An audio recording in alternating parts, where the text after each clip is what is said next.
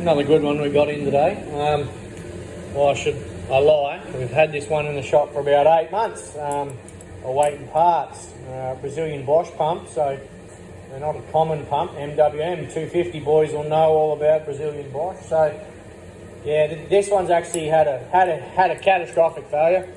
Old Bungie here thought that was the bleed nipple, and anyway, anyone that knows anything about VEs, I suppose, or Bosch VEs, will know what happens when that one goes to get bled. So yeah, she done itself a mischief. You know, we put a housing into it and cam plate, governor lever, of course, hydraulic head. It had a big birthday, this pump. So been here a while, awaiting just them basic bits to be manufactured and supplied. So anyway, finally all rocked up. It's here, calibrating.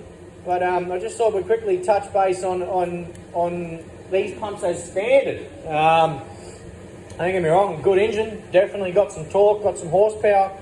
What does let them down, and anyone that sort of does play with these a lot or dynos these from time to time will sort of see that over 3 grand or 1500 pump speed, they'll actually start to fall away. And there's a reason because of that, is the governor curve or delivery breakaway curve actually starts pulling fuel out at about 1500.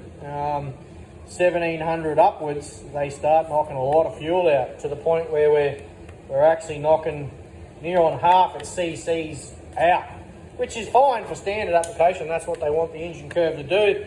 But anyone chasing a fair bit of horsepower, or just, you know, increasing that torque curve, widening that torque curve out, we shift all them parameters. So from 1700 we shift it up to 19 up to 22, 30, etc.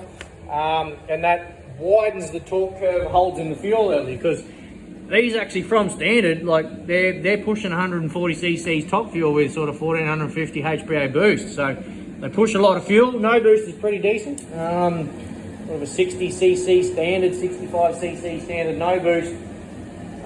Keep in mind it's all done on a Bosch test injector, but we replicate these on just standard test injectors, S12s, so we can get an idea of what they do without a test injector. And yeah, they're a big CC fuel pump from standard, big cam plate in them, 12mm head. But what lets them down is this breakaway curve, or what's called governor control curve, which is fine if we're calibrating this pump to standard. But as soon as anyone wants to chase a bit more horsepower, they upgrade the turbo, put a bigger turbo on, fine to calibrate it to standard. But yeah, they always sort of say, you know, over 1500 pump speed or over 3 grand engine, the thing just falls away, and they will. So anyway, it's a quick touch there. We change a few governor parameters.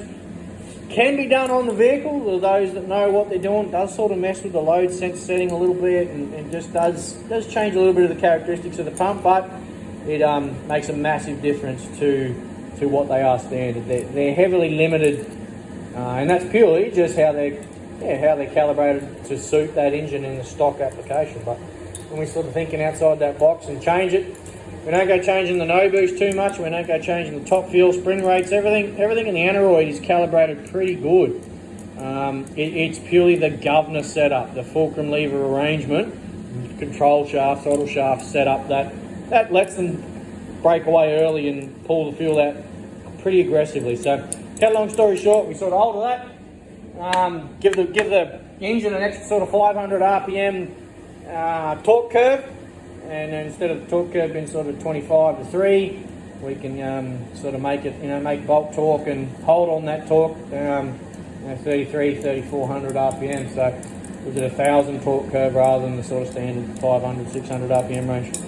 But anyway, bit of a quick rundown here on your Bosch MWM or F250 4.2 litre.